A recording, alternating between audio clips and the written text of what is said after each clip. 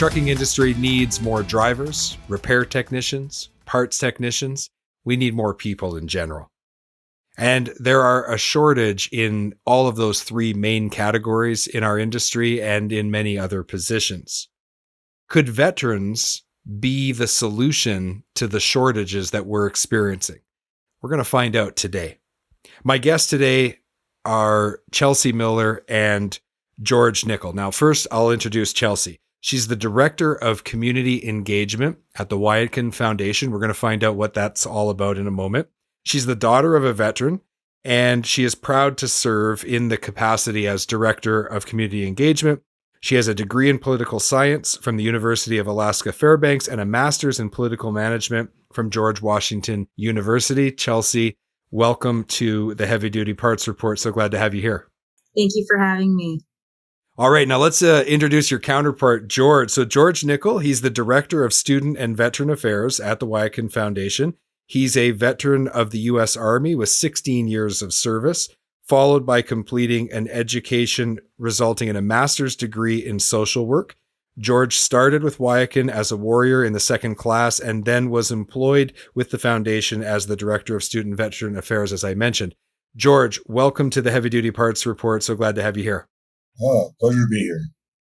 All right. So let's get started. Chelsea, I want to throw this question to you first.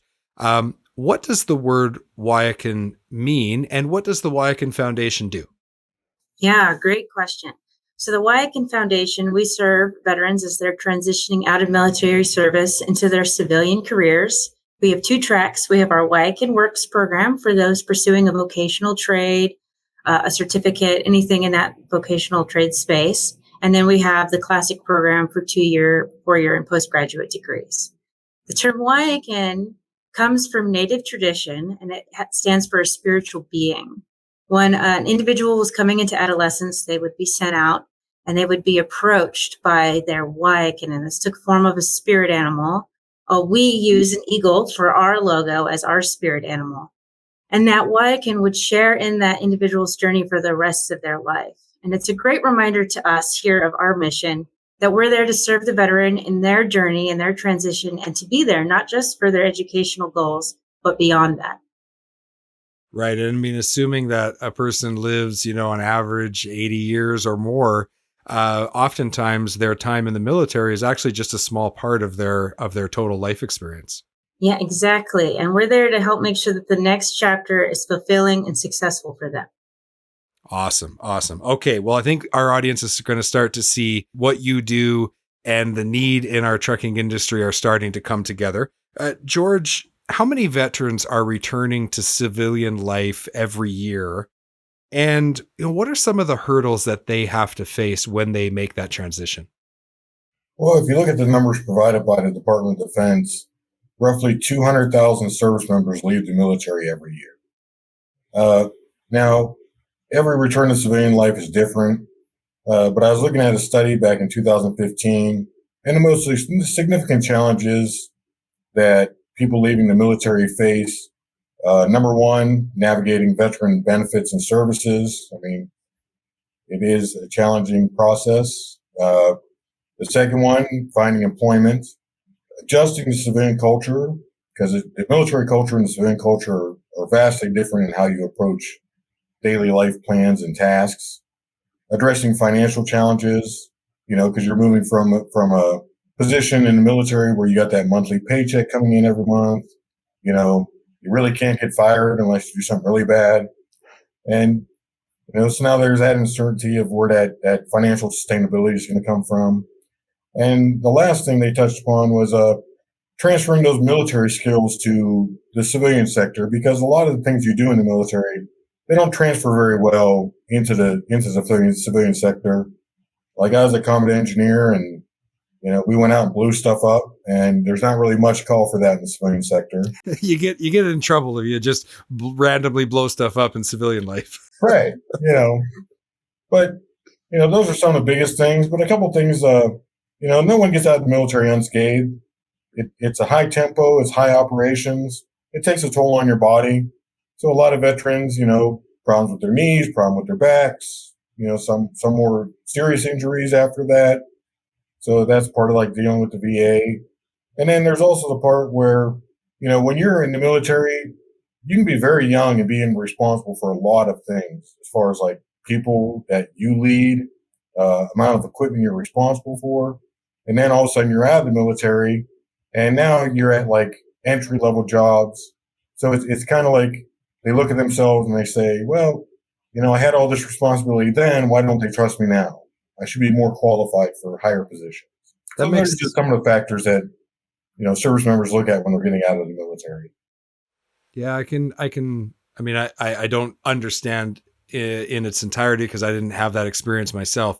But from what you're describing, I can see where things like the discipline that you learned in the military could be very advantageous in helping you to perform well in civilian life. On the flip side of that, the regimented lifestyle, I'm sure, while you're in the military versus all of a sudden you're a civilian again and you can do pretty much whatever you want except for blow stuff up randomly. But also I could totally appreciate where like 6 months ago the military entrusted me with these men and women's lives and I had that responsibility and now you won't even trust me to manage, XYZ. That could be really, really discouraging for a person who's trying to make a life for themselves. Yeah, it's a little bit of a blow to the ego, a little bit. That makes a lot of sense. So, Chelsea, let me ask you something. What programs has the Wyakin Foundation specifically designed? I know you gave us the high level what they are, but maybe go into some detail about how these programs assist veterans to overcome the hurdles of transitioning back into civilian life. Great. Yeah, both our Wyakin Works and our Classic program are built around the same 6 tenets. And the purpose is to help create structure and connection for each of the veterans in the program. So the 6 tenets are professional development. So every month we offer professional development to create some of those skills needed in the civilian world that maybe they didn't get before. We have mentorship. So every warrior receives a community mentor and a professional mentor to help guide them in their journey. We do networking so that they can get to know various industry leaders and career opportunities that might be available to them. We have community impact projects. So every warrior gives back to their community in some way and also develops project management skills or further refines those existing skills. And then we have monthly educational and financial grants. So we give them monthly grants to help them financially in their goals to address that barrier that George just mentioned of financial hardship. And then we have an alumni program. And that goes back to the reminder that we're here to serve them, not just in education, but beyond. And we provide interview and resume writing services to our alumni and support them as they look to continue to build their career going forward. In the mentorship component of it, is it always former members of the military that are those mentors, or is it a combination of mentors from military backgrounds and maybe just business or civilian backgrounds? It's definitely a combination. And I think that's really important, honestly, is some of our veterans benefit from someone who hasn't had a military experience, provides that corporate or business lens that they haven't experienced before. The most important thing a mentorship person can bring is enthusiasm and a desire to serve the veterans that have served them and a willingness to listen and aid them in their journey.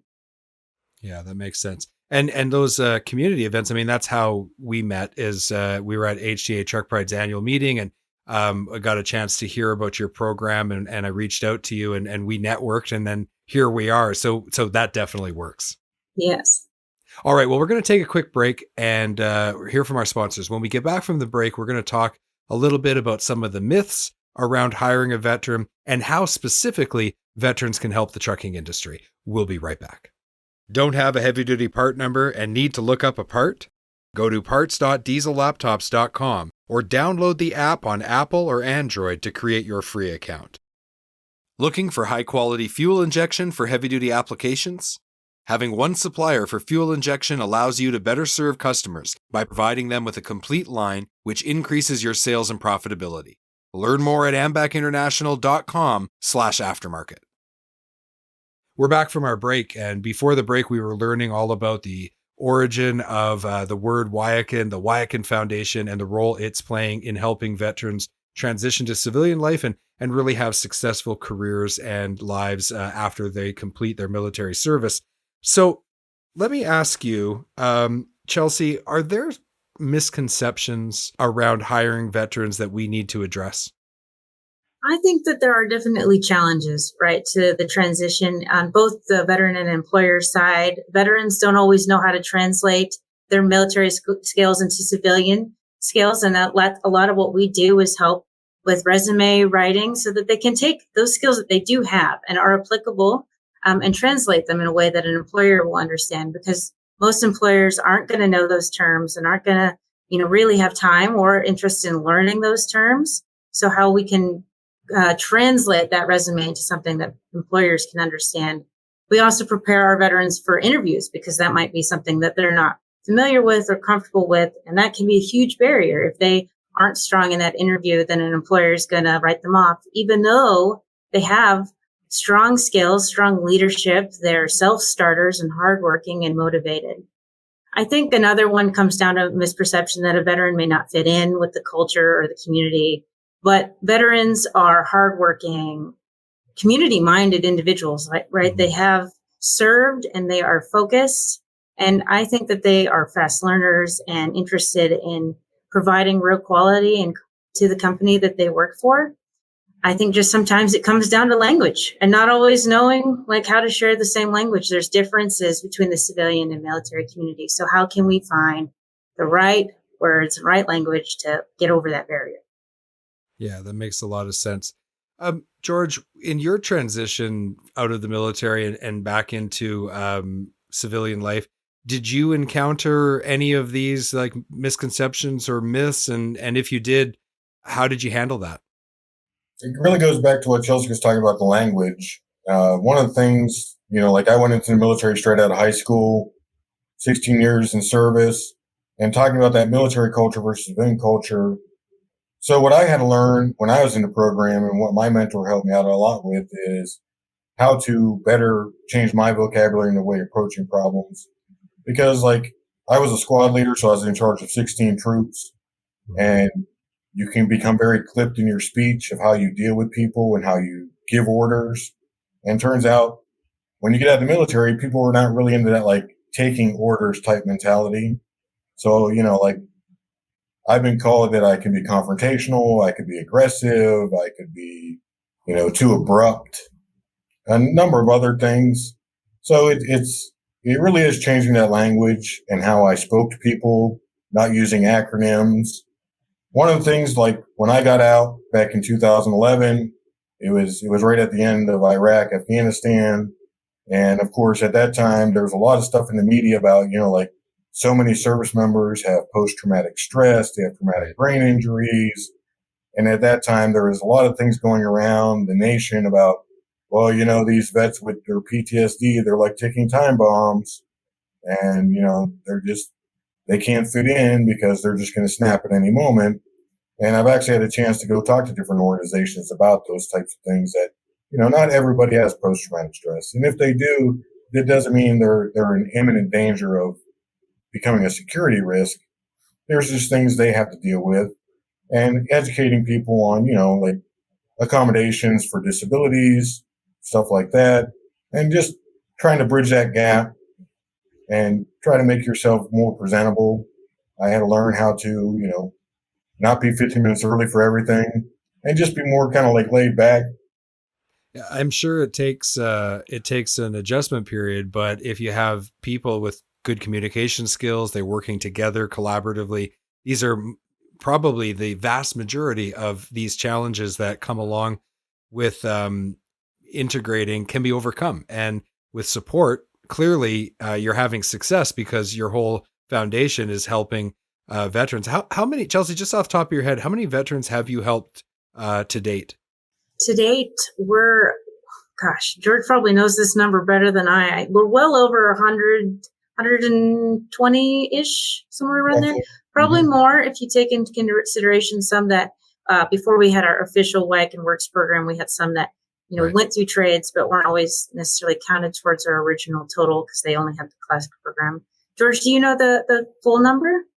Well, we currently serve 60 in the program right now, and that's here locally in Idaho, but also we have like We have veterans in Massachusetts, Montana, Texas, Nebraska. Like I said, we have 60 in the program right now. We have roughly 60 alumni in our program. Then we have others that we don't count as graduations because they have found other ways to define their success. As far as like some have started school but never completed school because they like started their own business. They took different certificate programs that led to quicker employment. So we really kind of like transitioned from where we started with focusing on graduation and a piece of paper. It's how the veteran defines their content and their success in their career. Absolutely. And with 200,000 people coming out of the military service every year in the US, you guys have a huge opportunity to impact a lot of lives. That's fantastic. So, let's talk a little bit about specifically why veterans might be perfectly fit for jobs like drivers, technicians, parts people. It seems to me like some positions would be more, would better fit a veteran's style. And it seems like the trucking industry is a good place. Chelsea, what are your thoughts on why veterans could be a real solution to our shortage of people and why they would be a good fit for our industry? Oh, absolutely. First of all, I have to say that the heavy duty industry in general has been such a great supporter of the Wyakin Foundation and the military community in general. I think there is a really tight knit community there, and I think veterans really crave that tight knit sense of community. There is a really strong group of individuals within this industry, and I think that veterans will be drawn to that. I think they also have the natural skill sets that lend themselves well to this industry. They're hardworking. A lot of them, if you tell them a task, they will go to it and they will get it done. They are very self-motivated and focused individuals. But also some of their military skills naturally will translate over into this industry, and some of the needs, like in the techs. And Wyakin in our own space is really focusing especially on promoting CDL drivers and meeting that trucking need and driver need particularly, and supporting veterans that maybe have already operated really large, expensive, important equipment in the past, and doing that in their civilian career and making the connections and bridging that gap. Yeah, that's fantastic. George, what is maybe a success story? I mean, you've shared your own success story, but can you think of any other examples of people who've been really successful in your program? Maybe they even ended up in the trucking industry? Well, we got one that always comes to mind, not necessarily in the trucking industry, but it really shows a good case of the transition and where our foundation helps. Because the veteran that I'm speaking about, he was told, okay, you have benefits, go to school. So he got enrolled in the university. And like every day he was in class, he'd come over to my office after class, and we'd have to close the door so he can vent to me for a period of time because he just wasn't comfortable in that environment, didn't really fit into the higher education mold that they were looking for. And he kind of was pushed into it because people talk about, oh, well, you're not doing anything. We'll go to school. Go to school, go to school, go to school. And he really didn't even know what was really out there. So we talked a lot about what his interests are, how he grew up, what he wants to do. And pretty much what it came down to is, he's talking about, well, doing the school thing just isn't for me. So he's looking at quitting. And I started talking about vocational training. And he wasn't even aware that there's a community college that offers vocational training on, 12-month, 18-month, 2-year programs. So we went over, we toured the facilities. He really fell in love with the welding shop and got enrolled in the welding program there, spent 18 months doing that. And now he works doing high-rise buildings here in Boise. He loves being up there on the steel and just could not be happier. And I don't think if he would have been left to his own devices and was trying to navigate the educational experience on his own, I think he would have been one of those lesser statistics where he would have just dropped out and tried to make his own way without the guidance. Yeah. Well, that's excellent. Thank you for sharing your own experience and also this kind of a good example of how it would work. Chelsea, last question for you. If there is a veteran right now who is listening, who wants to enroll in the program, or if there's an employer who wants to engage with your foundation and try to help veterans join them here in the trucking industry, whether that is a driver or a repair or parts technician, what's the first step? What should they do? The first step, especially for veterans interested in joining our program, would be to go to our website, which is Wyakin, which is spelled WYAKIN.org. We have an application. They can find out all the information. George would meet with them after they apply.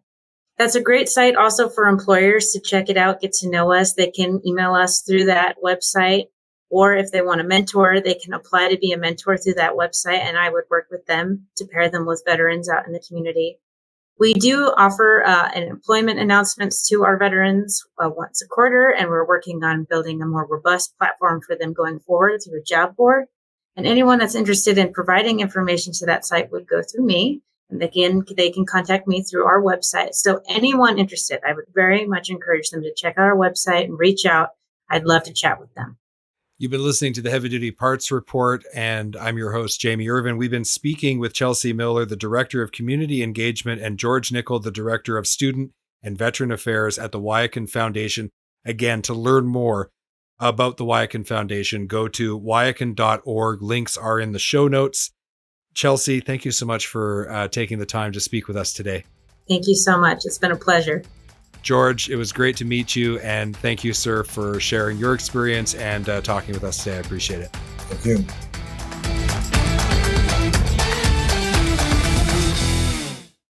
Thank you for watching this video. Click here to subscribe to the Heavy Duty Parts Report YouTube channel, and click here to watch another great episode.